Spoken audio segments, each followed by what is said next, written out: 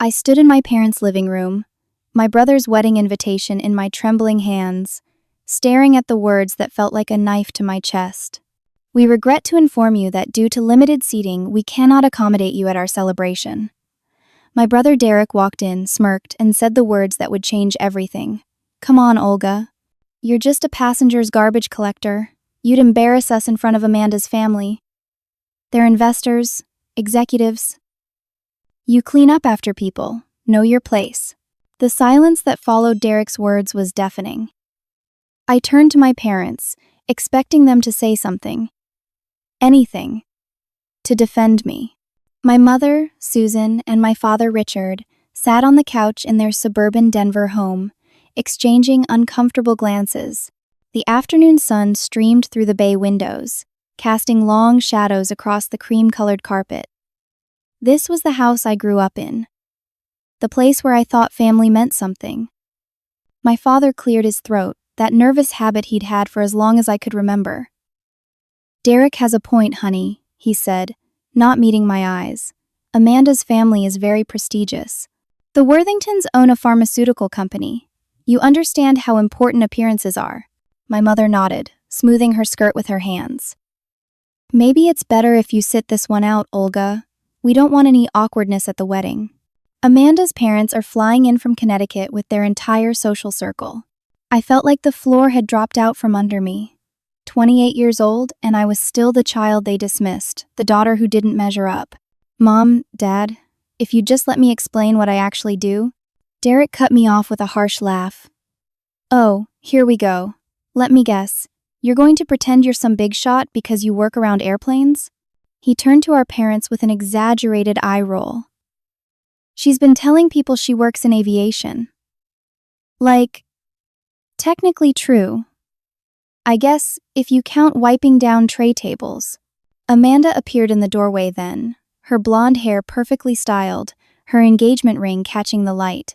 She was 29, polished, and looked like she'd stepped out of a country club catalog. She glanced at me with what might have been pity, but she said nothing. Not one word in my defense. Derek already told my whole family about you, Amanda said quietly, her Connecticut accent crisp and clear. They know you work in cleaning services. It's fine, Olga. Not everyone is cut out for corporate life. Someone has to do those jobs. The condescension in her voice made my stomach turn. Derek had poisoned her against me before we'd even had a real conversation. Derek leaned against the fireplace mantel, arms crossed, looking triumphant. Besides, we need that seat for Amanda's uncle. He's considering investing in my new consulting business. This is a networking opportunity and I can't have. He gestured at me vaguely. This energy ruining it. That's when it clicked. Derek wasn't just ashamed of me. He was using his wedding as a business opportunity, trying to impress Amanda's wealthy family. And I didn't fit the image he was trying to project. My mother spoke again, her voice taking on that pleading tone she used when she wanted to smooth things over. You have to understand, sweetheart. We've put $50,000 into Derek's consulting venture. The Worthingtons are his chance to make real connections. We're all invested in his success. $50,000. I let that number sink in. When I was building my business, scraping together every penny, working 16-hour days, my parents never offered me a dime. Not $1. But for Derek, their golden boy who dropped out of business school and bounced from job to job, they'd handed over $50,000 without hesitation. I understand, I said quietly, carefully folding the uninvitation and placing it on the coffee table. I wouldn't want to embarrass anyone. Derek's smirk widened. See? She gets it. This is why I don't introduce her to anyone important. She knows her place in the world. I walked toward the door, my vision blurring with tears I refused to let fall. Not here, not in front of them. As I reached for my purse, I heard Derek's voice behind me, speaking to Amanda in a stage whisper loud enough for me to hear. See, I told you she'd be reasonable about it. Some people are just meant to stay in the background. It's not her fault she doesn't have ambition. I closed the door behind me and walked to my car, a modest but reliable sedan I'd bought myself 3 years ago. I could have driven one of my jets here, landed it in their backyard, metaphorically speaking, but I'd never been the type to flaunt my success. I lived modestly, saved aggressively, and reinvested in my business. Material displays had never mattered to me. But clearly, my family's ignorance of my actual life was going to cost me more than I'd realized. 2 weeks passed, and I threw myself into work. Skyline Executive Air, my company, demanded my full attention, and I was grateful for the distraction. I sat in my office, overlooking the tarmac at Centennial Airport, watching one of my 12 jets taxi for takeoff. The Gulfstream G550 gleamed in the Colorado sunshine, carrying a tech executive to Silicon Valley. My assistant, Harper, knocked on my doorframe. She'd been my best friend since college, and when I started the company 5 years ago, she'd been my first hire. "That's the Jenkins flight," she said, checking her tablet. "On time. As always. Your pilots are the best in the business. I'd built this company from nothing. 6 years ago, I was working as a flight attendant, serving drinks and smiling through passenger complaints, but I was watching, learning, networking. I saved every penny, learned everything about aviation operations, studied business management at night. When I bought my first small jet with a combination of savings and loans that terrified me, everyone thought I was crazy. Now I had 12 aircraft worth over $30 million combined, employed 23 people, and had a client list that would make most charter companies jealous. My phone rang. Caller ID showed my cousin Janet. I hesitated, then answered. "Hello? Olga, I have to ask you something, and I want you to be honest with me." Janet's voice was tight, uncomfortable. "Are the rumors true?" "What rumors?" I felt my chest tighten. "Derek's been telling everyone in the family that you're jealous of his success. He said you tried to sabotage his relationship with Amanda, that you're bitter about your own life and can't stand to see him happy." I gripped the phone tighter. "Janet, that's completely false. I didn't even know he was engaged until they'd already set a date." "That's what I thought," Janet sighed. "But Aunt Carol called me yesterday, lecturing me about not enabling your behavior. Uncle Frank sent a group text to the whole family saying we needed to support Derek during this difficult time. Your grandmother called me in tears, disappointed that you'd be so petty." My hands started shaking. "He's lying to everyone." "I know, but they believe him. He's got a whole narrative going, and you're the villain in it." Janet paused. "I just wanted you to know what was being said. I don't believe it, for what it's worth." After we hung up, the calls started. My Aunt Carol phoned to lecture me about family loyalty, her voice sharp and judgmental. "Your parents have sacrificed so much for you children, and this is how you repay them? By being jealous of your brother's happiness?" My grandmother called next, her voice frail and disappointed. "I raised you better than this, Olga. Family is everything. Why can't you just be happy for Derek?" Uncle Frank's text message was harsh and direct. "Your behavior is unacceptable. Derek deserves your support, not your jealousy. Grow up." I stared at my phone, watching message after message come in. My entire extended family had turned against me based on Derek's lies. Not one person had called to ask for my side of the story. Harper came back in, took one look at my face, and closed the door. "What happened?" I showed her the messages. Her expression darkened with each one she read. "This is insane. They don't even know what you've accomplished. If they knew." "That's just it," I interrupted. "I never told them. I kept my success quiet. I didn't want to seem like I was bragging. I thought they'd eventually notice, ask about my life, show some interest, but they never did."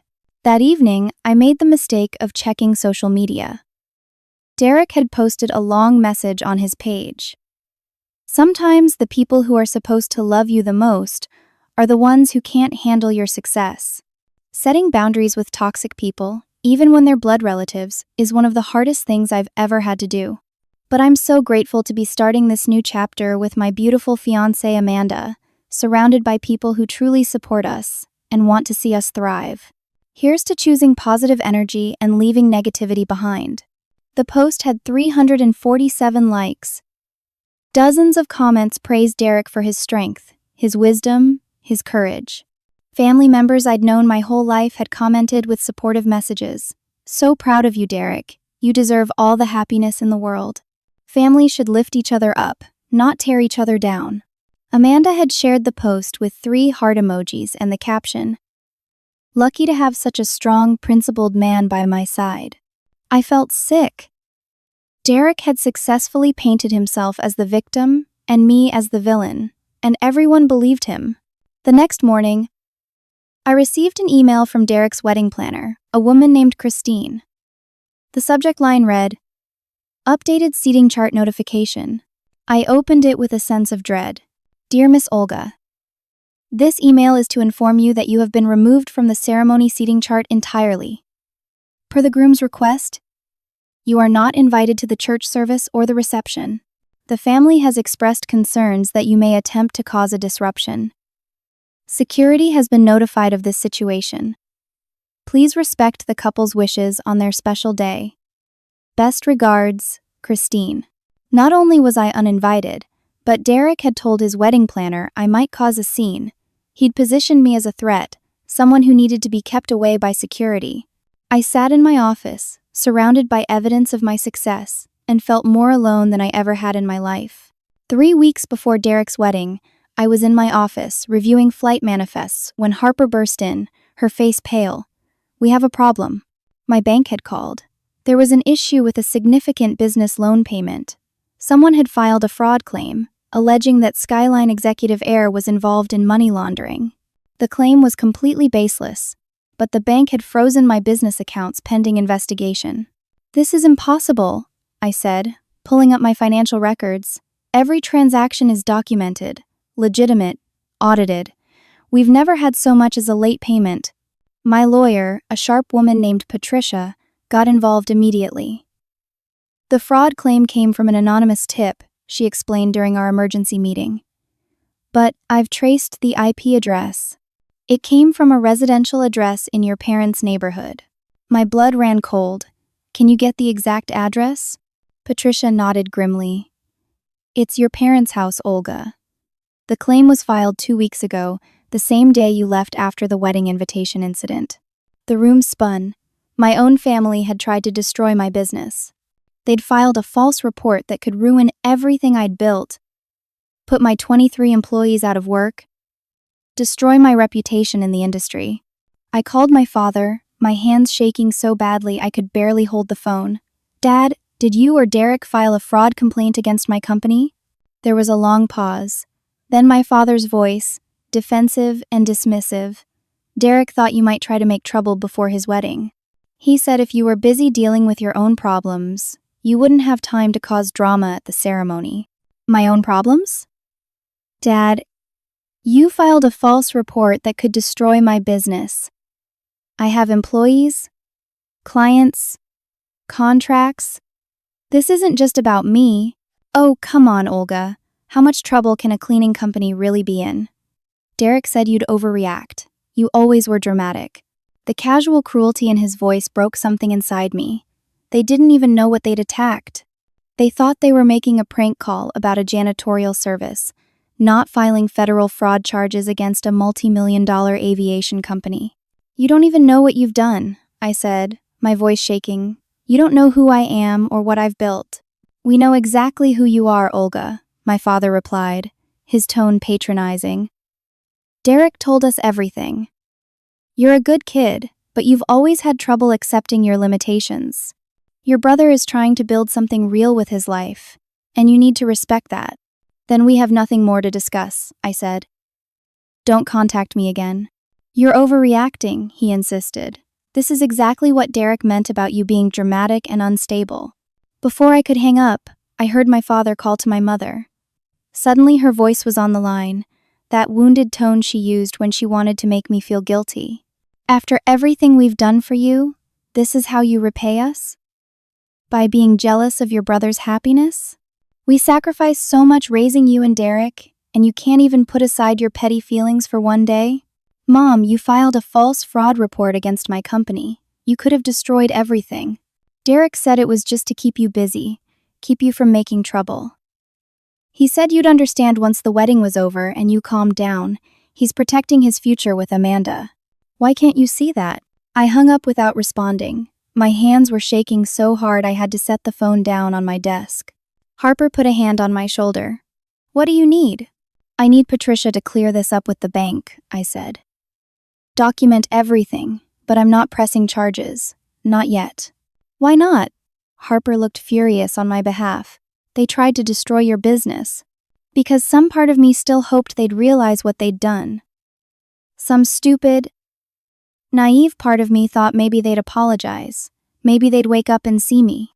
I wiped my eyes, refusing to cry. "But that's done now. After this wedding is over, I'll deal with them legally if I have to." Patricia worked with the bank, providing documentation that proved every aspect of my business was legitimate. The accounts were unfrozen after 3 agonizing days. I'd had to delay payroll, reschedule 2 client flights, and spend thousands in legal fees, but we survived. The day the accounts were cleared, I received a text from my father. Derek said, "If you show up at the wedding, he'll have security remove you forcibly. Don't embarrass yourself." That text sat in my phone like a poison. My own father, threatening me with physical removal from a family event? I didn't respond. Instead, I focused on my work, on my team, on the clients who trusted me. These were my real family now. The people who knew my worth, who respected my work, who showed up when it mattered. But the betrayal cut deeper than I wanted to admit. 1 week before Derek's wedding, I was finally starting to feel steady again. Patricia had documented everything related to the fraud claim. Harper had helped me restore normal operations. My pilots and crew had been understanding and supportive when I'd had to explain the account freeze. They'd all offered to wait for their paychecks, though I'd made sure to pay them as soon as the funds were released. I was trying to move forward, to focus on the future instead of dwelling on my family's betrayal. I'd decided not to reach out to them, to let Derek have his wedding, and then to quietly remove myself from their lives permanently. That decision was made easier when I learned what happened at Derek's bachelor party. It started with a phone call from Brandon Chen, one of my regular clients. Brandon was a tech CEO, 42 years old, brilliant and kind. He'd been flying with Skyline Executive Air for 3 years, and we'd developed a friendly professional relationship. "Olga, I need to tell you something, and I'm not sure how you'll take it," Brandon said, his voice careful. "I was at dinner last night at the Capitol Grill downtown, and I overheard a conversation I think you should know about." My stomach sank. What happened? There was a bachelor party at the table next to mine. The groom was talking very loudly about his family, specifically about his sister. He was drunk, showing off for his friends and his future in-laws. Brandon paused. "Olga, he said his sister cleans airplane toilets. He called her a loser who couldn't hold down a real job. He said she was so jealous of his success that his parents had to uninvite her from the wedding." I closed my eyes, mortification washing over me. "That's my brother." I figured. "He mentioned your name. And when he said you work in aviation?" He and his friends laughed about it. They were making jokes about you cleaning up trash and spilled drinks. "It was cruel, Olga. Really cruel." "I appreciate you telling me," I managed to say. "That's not all," Brandon continued. I couldn't let it go. I walked over to their table and asked if his sister's name was really Olga. He was cocky about it, said yes, asked if I needed someone to clean my plane. Brandon's voice hardened. I told him that Olga owns the company I charter from, that you own 12 jets worth millions, that I've never seen you clean anything except up in business dealings where you outmaneuver your competitors. "Oh no," I breathed. His face went white, Olga, completely white. He tried to backtrack, said it must be a different Olga. So I showed him a photo from that Aviation Industry Awards dinner last year, the one where you won Entrepreneur of the Year, the photo of us at our table. He looked like he was going to be sick. I didn't know whether to laugh or cry. What did he say? Nothing coherent. His friends were staring at him. His future brother-in-law looked very interested suddenly. "I told your brother that you're one of the most respected operators in private aviation, that he should be proud instead of making up lies." Then I left. After Brandon hung up, I sat in stunned silence. Derek knew now. He knew the truth about my business, my success, my life. For 3 days, I waited for a phone call, an apology, some acknowledgement that he'd been wrong, that he'd lied, that he'd hurt me. Nothing came. Instead, Harper came into my office on Thursday with her phone in her hand, her expression a mixture of fury and disbelief. "You need to see this." She showed me Derek's social media. He'd posted again, doubling down on his victim narrative. When people are caught in their lies, they often try to convince others that you're the liar. My sister has been telling people she owns an aviation company. The truth is more complicated than that. Yes, she may have inherited some business interests from distant relatives, but success is about more than who you know or what you're given. It's about who you are. Grateful to be surrounded by people who value authenticity and hard work. The post had even more engagement than the last one, and in the comments, I could see Derek responding to questions, spinning more lies. He was telling people I'd mismanaged inherited wealth, that our family was actually quite well off but private about it, that I was jealous because I didn't work for my success the way he was working. Amanda had commented, "So proud of your integrity, babe. Can't wait to marry a man who values truth and honor." I felt Harper's hand on my shoulder. "This is unbelievable. He's making you sound like some kind of fraud." He has to, I realized. He humiliated himself in front of his future in-laws. Now he has to rewrite the story so he's still the good guy. That afternoon, I received a certified letter. Inside was a cease and desist from an attorney representing Derek. The letter demanded that I stop spreading false information about my relationship with Derek and his fiancée, claimed I was damaging his reputation and business prospects, and threatened a lawsuit if I continued to discuss family matters in public forums. I called Patricia immediately. She read the letter and laughed, but it wasn't a happy sound. "This is intimidation, pure and simple. He's trying to legally silence you before the wedding. He doesn't want you telling anyone the truth about what happened. Can he actually sue me? For telling the truth about your own life? No. This letter isn't worth the paper it's printed on. But it tells me something important." Patricia looked at me seriously. "He's scared, Olga. He knows his lies are catching up with him, and he's panicking." I thought about responding, about having Patricia send a counter letter, about finally standing up for myself publicly, but something held me back. Let Derek have his wedding. Let him marry Amanda with all his lies intact.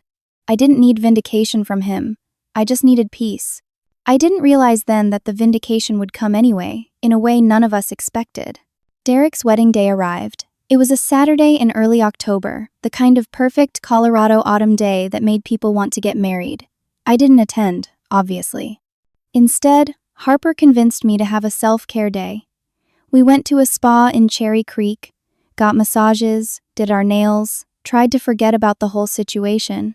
"You're better off without them," Harper said as we sat in the relaxation room, sipping cucumber water. "Family isn't about blood, it's about who shows up for you." I nodded, trying to believe it, trying to feel okay with the fact that I wasn't at my only brother's wedding. What I didn't know was that while I was at the spa, Derek's wedding was imploding. I found out later, from multiple sources, exactly what happened. Amanda's cousin Bryn, the maid of honor, had done some research. She'd been bothered by Derek's stories about me. Something about them hadn't added up. So she'd Googled my name and Skyline Executive Air. She'd found articles about my company in the Denver Business Journal, in Aviation Week, in Forbes. She'd found photos of me at industry events, accepting awards, speaking on panels. She'd found FAA records showing the aircraft I owned, their registration numbers, their value. Bryn had shown all of this to Amanda before the ceremony, while they were in the bridal suite getting ready. According to Bryn, who told Harper this story later, Amanda had gone very quiet. Then she'd started crying. "He's been lying to me about everything," Amanda had said. "If he lied about this, what else has he lied about?" But the wedding was happening. 300 guests were seated. The ceremony couldn't be stopped. So Amanda had gone through with it, walking down the aisle with tears in her eyes that everyone assumed were happy tears. The ceremony itself went off without incident. It was the reception where everything fell apart. One of the guests was a business journalist named Paige, who wrote for the Denver Business Journal. Paige had written a profile piece on me 2 years ago when I'd won an entrepreneur award. She'd been impressed by my story, by how I'd built a company from nothing in a male-dominated industry. During the reception, Derek gave a speech. He thanked his parents, Amanda's parents, his friends. And then he said, "Amanda and I have had to overcome some adversity to get here, including toxic family members who couldn't be happy for our success. Sometimes the people who share your blood are the ones who try to tear you down when you rise up. But we chose love, we chose positivity, and we chose to surround ourselves with people who support our dreams." Several guests had shifted uncomfortably. The ones who knew about the sister situation felt awkward. Amanda, sitting at the head table, looked miserable. Paige had recognized the story immediately. She'd remembered my interview, remembered me mentioning that my family didn't understand or support my work. She'd put two and two together. During the cocktail hour, Paige had approached Amanda's father, a distinguished older man named William Worthington. "Excuse me, Mr. Worthington. I'm Paige from the Denver Business Journal. I wanted to ask you about something. Do you know Derek's sister Olga?" William had frowned. "I've heard she's had some struggles. Derek mentioned she works in sanitation or cleaning services. It's unfortunate, but not everyone is suited for professional life." Paige had pulled out her phone, showing William articles about Skyline Executive Air. "Sir, Derek's sister owns a private aviation company. She has 12 aircraft worth over $30 million combined. I interviewed her for a cover story. She's one of the most successful young entrepreneurs in Denver." William's expression had changed from polite interest to sharp focus. "That can't be right. Derek told us his sister cleans airplanes." "Derek lied to you, sir. His sister is CEO of a multi-million-dollar company." William had immediately found Derek, pulling him away from a group of Amanda's relatives. Right there, in front of the head table, in front of dozens of guests, William had confronted him. "Derek, I just learned something very interesting about your sister. Want to explain why you told us she was a janitor when she actually owns a fleet of private jets?" Derek had stammered, his face going red. "That's not.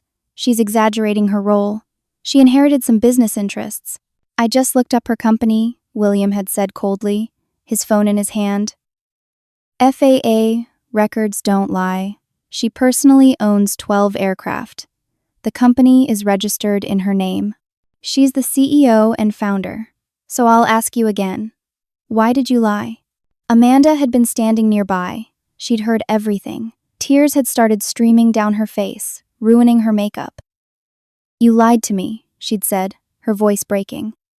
"About your sister. About your family. What else have you lied about?" Derek had tried to explain, to deflect, but Amanda had turned and run. She'd locked herself in the bridal suite and refused to come out. The reception had descended into chaos. Guests had started filming on their phones. Derek's parents had been called over, had tried to defend Derek, but they'd been just as confused as everyone else. They'd insisted Olga was just a cleaner, that Derek wouldn't lie. William had shown them the same articles, the same records. "Your daughter owns a company worth millions. Did you not know this?" 1. My mother had looked genuinely shocked. My father had sputtered, unable to form words.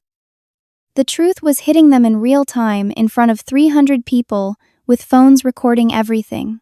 Derek's consulting business had come under scrutiny next. Amanda's uncle, the potential investor, had asked to see Derek's business plan, his client list, his revenue projections. Derek had none of it. The $50,000 from my parents was almost gone, spent on personal expenses and wedding costs. There was no real business, no clients, no plan. The wedding had ended with Amanda in tears, Derek humiliated, our parents confused and defensive, and half the guests posting about the drama on social media, and I'd known none of it. I'd been at the spa, getting a seaweed wrap, trying to find peace with my decision to cut my family off.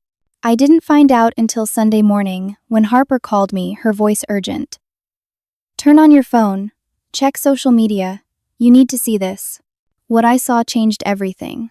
By Sunday afternoon, my phone had 43 missed calls and over 100 text messages. I'd turned it off Saturday evening, wanting a quiet night after the spa. When Harper told me to turn it back on, the notifications came flooding in like a tsunami. The first thing I saw were the videos. Shaky phone footage of Derek's wedding reception, William Worthington confronting Derek, Amanda crying in her wedding dress, guests whispering and pointing. The videos had been shared on local gossip pages, community groups, even made it to a viral Twitter thread about wedding disasters. The captions told the story: groom lies about sister being a janitor. She actually owns multi-million-dollar company. Wedding implodes when family discovers truth. Denver entrepreneur uninvited from brother's wedding for being too successful. The comments were overwhelmingly on my side. Strangers were calling my family toxic, narcissistic, abusive. They were praising me for building a business, for keeping my dignity, for staying away from the drama. But my family wasn't calling to apologize. They were calling because their lies had been exposed. I spent Sunday morning at my office, Harper by my side, going through messages. My cousin Janet: "Oh my God, is this real? I can't believe Derek lied to all of us." My Aunt Carol: "We need to talk about this situation." Uncle Frank: "The family is in crisis. Call me immediately." None of them said they were sorry for believing Derek's lies. Monday morning, I was in a meeting with potential clients from Los Angeles when my receptionist, Courtney, buzzed my office line for the 5th time. I'd told her I was unavailable, but she kept buzzing. When the meeting ended, Courtney handed me a stack of message slips. "Your family has been calling nonstop. Your mother came to the office an hour ago. She's in the waiting room." My heart sank. "She's here?" "Security asked if you wanted to see her." "I told them you were in a meeting." I took a deep breath. Maybe my mother was here to apologize. Maybe seeing the truth finally exposed had shaken something loose in her. Maybe, finally, they understood what they'd done. I was so naive. My mother was sitting in the waiting room, her purse clutched on her lap, her eyes red from crying. When she saw me, she stood up, her face crumpling. The receptionist and several of my employees watched as we moved to my private office.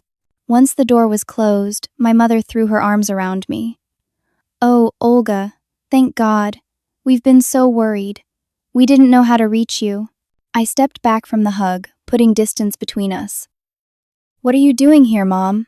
She looked around my office, really seeing it for the first time. The mahogany desk, the leather furniture, the floor-to-ceiling windows overlooking the tarmac where my jet sat gleaming in the sunday, the aviation awards on my wall, the photos of me with clients and industry leaders, the framed articles from business magazines. "You really do own all of this," she said, her voice small. "Yes. I've owned this company for 5 years. I tried to tell you, but none of you wanted to listen. Why didn't you insist? Why didn't you make us understand?" There was accusation in her voice, like this was somehow my fault. "I shouldn't have had to force my family to care about my life," I said quietly. My mother sat down uninvited, dabbing at her eyes with a tissue. "Everything is falling apart, Olga. Derek and Amanda aren't getting married." She called it off Sunday morning, said she couldn't marry someone who'd lie about something so fundamental. Derek is devastated. I waited, saying nothing. "And Amanda's family has withdrawn completely. Her uncle isn't investing in Derek's business. The Worthingtons want nothing to do with us." She looked at me with pleading eyes. "Your father and I might lose the house. We took out a second mortgage to give Derek that $50,000, and now the money's gone and Derek has no way to pay us back." "I'm sorry to hear that," I said, and I was. But I wasn't going to fix it. "We had no idea you were doing so well. You should have told us." "We would have." She trailed off. "You would have what? Treated me differently? Isn't that the problem?" "We need your help, Olga. Derek needs financial support to get back on his feet. Your father and I need help with the mortgage. You have all this." She gestured around the office. "Surely you can help your family." And there it was. Not an apology, not regret for the way they'd treated me. Just a request for money now that they knew I had it. "No," I said simply. My mother's face hardened. "After everything we did for you growing up, we raised you, fed you, clothed you, you owe us." "You mean like how you paid for Derek's private school while I went to public school? Like how you bought Derek a car when he turned 16, but I had to take the bus until I could save up to buy my own? Like how you gave Derek $50,000, but never offered me a penny when I was building this company?" My mother's mouth opened, then closed. She had no response. "I built this without you," I continued. When I was working 3 jobs to save money for my first jet, you didn't notice. When I was studying for my aviation licenses, you didn't ask. When I won my first major client, you weren't there. I did all of this without your support, and I don't need it now. But we're family, my mother said, her voice rising. Family helps each other. Before I could respond, there was a commotion outside my office. Raised voices, my security guard saying, "Sir, you need to calm down." My door burst open. Derek stood there, wild-eyed and furious. My mother gasped. Behind Derek, I could see my father in the hallway. "This is your fault," Derek shouted, storming into my office. "You destroyed my wedding. You couldn't just stay in your lane. You had to ruin everything." My security guard, Tom, appeared behind Derek. "Miss Olga, do you want me to remove him?" Derek wheeled around. "Remove me? This is my sister's office. This is family business." "This is my place of business," I said calmly, "and you're trespassing." Derek turned back to me, his face red. "Amanda left me because of you. The Worthingtons won't return my calls because of you. My business is ruined because of you. Everything I worked for is gone. You did this to yourself, Derek. You lied." "I had to lie. How was I supposed to compete with you?" He gestured wildly at my office. "Perfect Olga, with her perfect business, her perfect life. You made me look like a failure. I never did anything to you. I built my life quietly, away from all of you, and you still made me the villain. Because you always had to be better." Derek's voice broke. "Mom and Dad never cared what I did because they were too busy comparing me to you. And then when I finally found something good, someone who loved me, you had to take that too. I wasn't even there, Derek. But everyone knew. Everyone found out. And now Amanda's gone and I have nothing." My father appeared in the doorway, breathing hard from rushing up the stairs. He took in the scene, his eyes sweeping over my office, the same way my mother's had. Reality was settling in, and none of them liked what they saw. "That's enough, Derek," my father said, but his voice lacked conviction. "Derek wasn't finished. I'll sue you. I'll tell everyone you stole this business. I'll destroy you the way you destroyed me." Tom stepped forward, but I held up a hand. "Derek, you need to leave. Now." "We're family," Derek said, but it sounded desperate now. "You can't just turn your back on family." "Watch me," I said. Tom escorted Derek out. He shouted threats all the way to the elevator. "You'll pay for this. You'll regret this. Nobody will ever love you. You're nothing without us." My mother started crying again. My father put his hand on my desk, leaning heavily. "Olga, please. Let's sit down and talk about this like adults. We can work something out. We're still a family." "No," I said. "We're not." "You can't mean that," my father said, his voice taking on that commanding tone he used when he wanted me to obey. "We're your parents. We gave you life. And I've given you 30 years of trying to earn your love. I'm done." My mother stood up, her tears drying, anger replacing sadness. "You'll end up alone, Olga, bitter and alone. Family is all that matters, and you're throwing it away over pride." "I'm protecting myself from people who hurt me," I corrected. "That's not pride. That's survival." "We're your parents," my mother repeated. "You owe us respect." "I owed you respect when I was a child. Now I'm an adult, and respect goes both ways. You've shown me none." They left eventually, my father muttering about ungrateful children, my mother crying into her tissue. From my office window, I watched them get into their car in the parking lot. Derek was sitting in the back seat, his head in his hands. I felt Harper's presence behind me. "You okay?" "No," I admitted, "but I will be." My phone buzzed. Another dozen messages from extended family. Cousins I hadn't spoken to in years, aunts and uncles who'd ignored me at holidays, distant relatives who'd never bothered to learn my name. All of them suddenly wanted to talk, to reconnect, to clear up misunderstandings. Not one message said, "I'm sorry for believing Derek's lies." Not one said, "I'm sorry we didn't ask your side." They all just wanted access to me now that they knew I had money. I turned off my phone and got back to work. 6 months later, my life looked completely different, and I'd never been happier. Skyline Executive Air had expanded to 20 aircraft. We'd hired more pilots, more crew, opened a second office in Aspen. I'd been featured in Forbes magazine, profiled in the Denver Business Journal as one of the 40 under 40 business leaders, and had spoken at 3 aviation industry conferences. My company was thriving beyond my wildest dreams. But the best part of those 6 months had nothing to do with business. His name was Marcus, and he was an airline captain I'd met through work. He'd been flying commercially for 15 years when we crossed paths at an aviation safety seminar. We'd started talking, discovered we had the same dry sense of humor, the same passion for flying, the same values about integrity and hard work. Marcus was kind in a way I'd never experienced before. He listened when I talked about my family, held me when I cried, but never tried to fix things or tell me I was overreacting.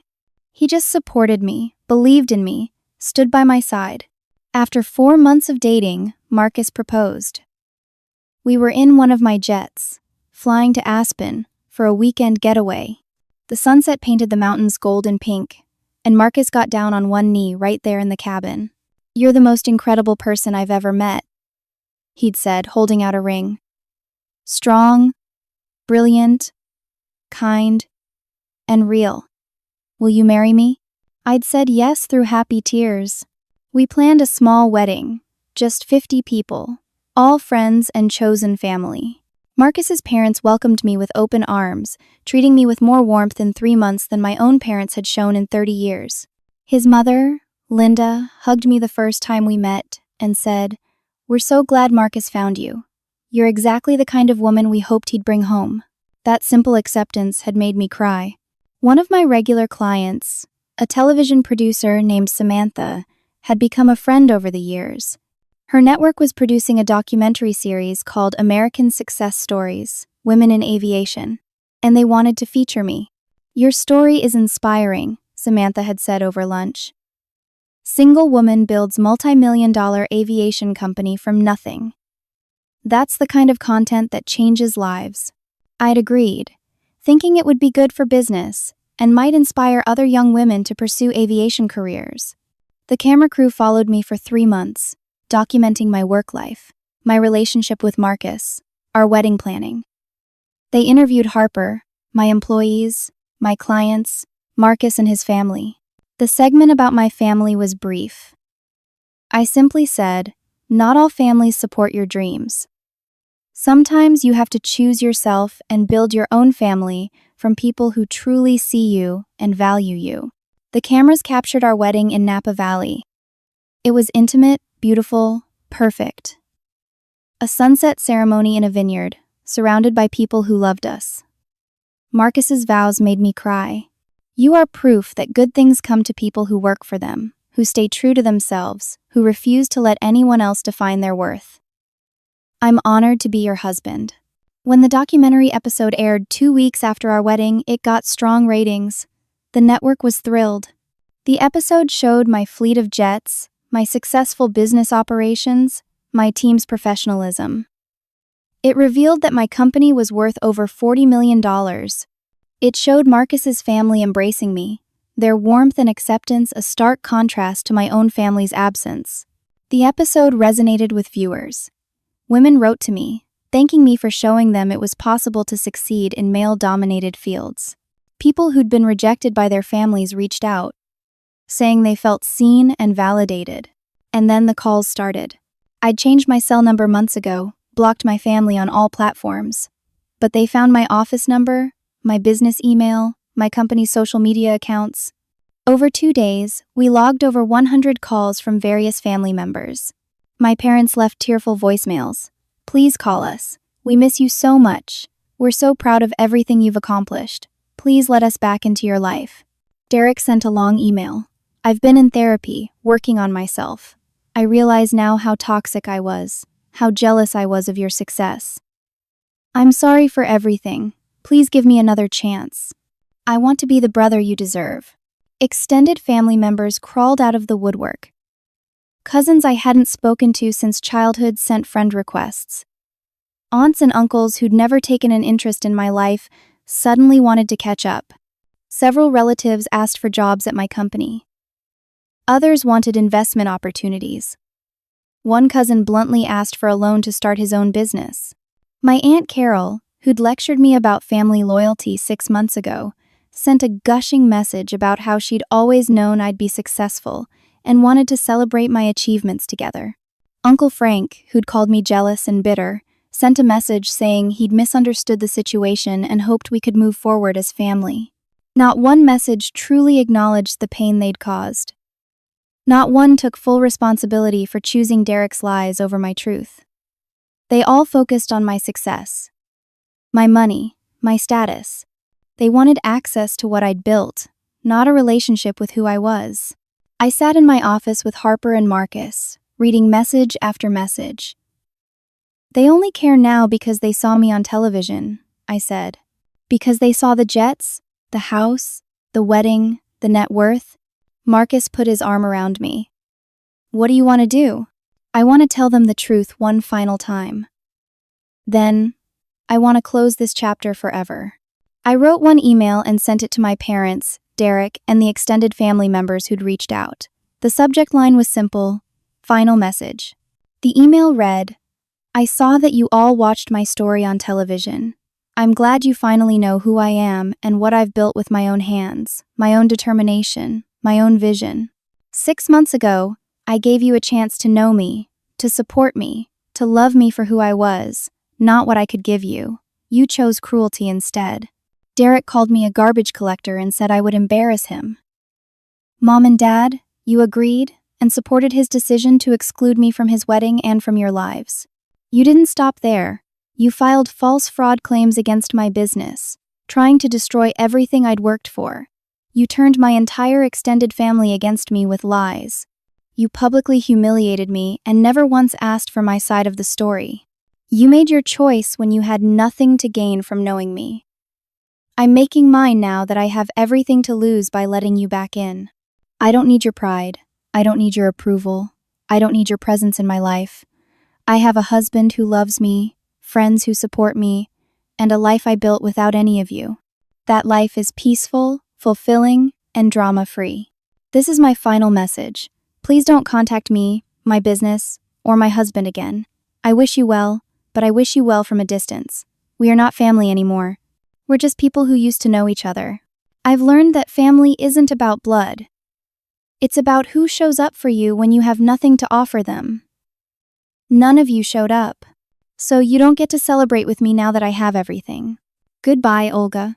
I hit send and felt a weight lift from my shoulders. The responses came fast. My mother called the office 14 times in 1 hour, leaving increasingly desperate voicemails. My father sent email after email, alternating between begging and anger. Derek showed up at my office again, but this time security turned him away before he even got past the lobby. I didn't respond to any of it. Harper and my lawyer handled the ongoing contact attempts, sending a formal cease and desist to anyone who wouldn't take no for an answer. 3 months after that final email, the calls finally stopped. My family had given up, or at least realized I meant what I said. I was sitting in my office one afternoon when Harper brought me coffee and sat down across from me. How are you feeling? Free, I said honestly. For the first time in my life, I feel completely free. No regrets? About cutting them off? None. I gave them chances. I waited for them to choose me. They never did. That's on them, not me. Marcus and I were planning a delayed honeymoon to New Zealand. His parents were coming to Denver for Thanksgiving, and I was actually excited for the holiday instead of dreading it. My company had just secured a contract with a major corporation for their executive travel needs. Life was good. One evening, Marcus and I were in the cockpit of one of my jets. We'd taken up flying together as a hobby, and I'd gotten my pilot's license 2 years ago. We were doing a sunset flight over the Rockies, just the two of us, enjoying the freedom and peace that came with being thousands of feet above the world. You know what I realized? I said as we flew over snow-capped peaks. I spent years trying to earn their love, their approval, their recognition. I made myself small, kept my success quiet, hoped they'd eventually notice me. But the problem was never that I wasn't enough. The problem was that they couldn't see me.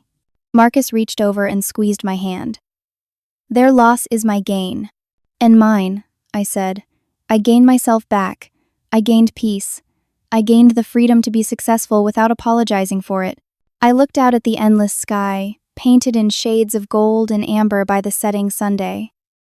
This was my kingdom. Not the jets, not the money, not the business. The freedom to fly, to choose my own path, to surround myself with people who truly valued me. My phone buzzed with a text from Samantha, the producer. Episode just got nominated for an Emmy in documentary short category. You're going to the awards ceremony with us. I showed Marcus, and we both laughed.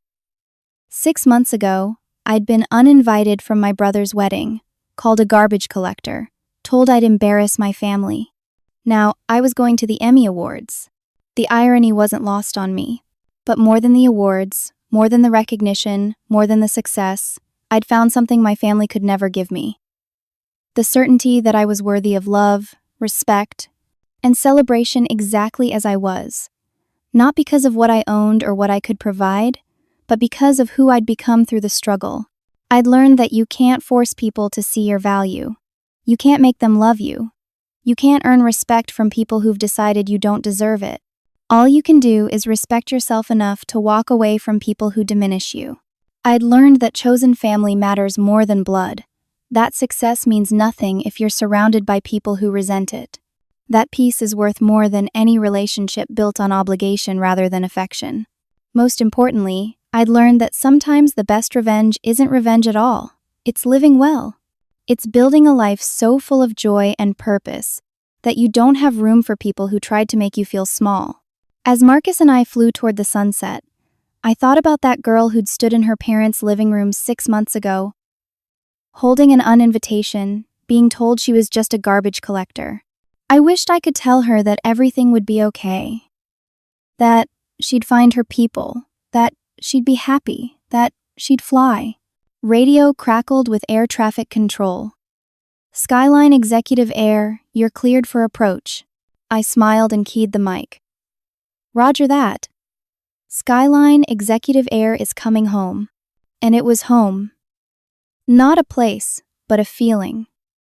The feeling of being exactly where I belonged. With exactly the right people. Living exactly the life I'd chosen.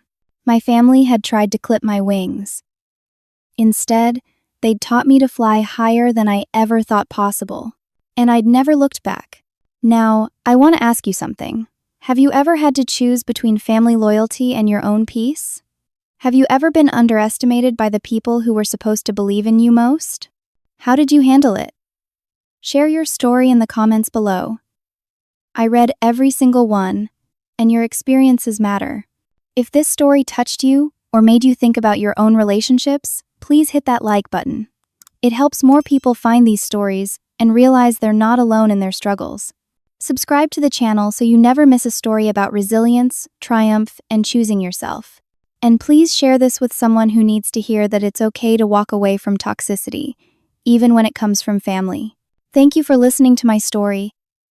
Thank you for being part of this community where we support each other, celebrate each other's victories, and remind each other that we're worthy of love and respect. Remember that your value doesn't decrease based on someone's inability to see your worth. Keep flying toward your dreams, and surround yourself with people who celebrate your takeoff instead of trying to keep you grounded. Until next time, choose yourself, trust your journey, and never let anyone make you feel small. You deserve a life that feels like freedom.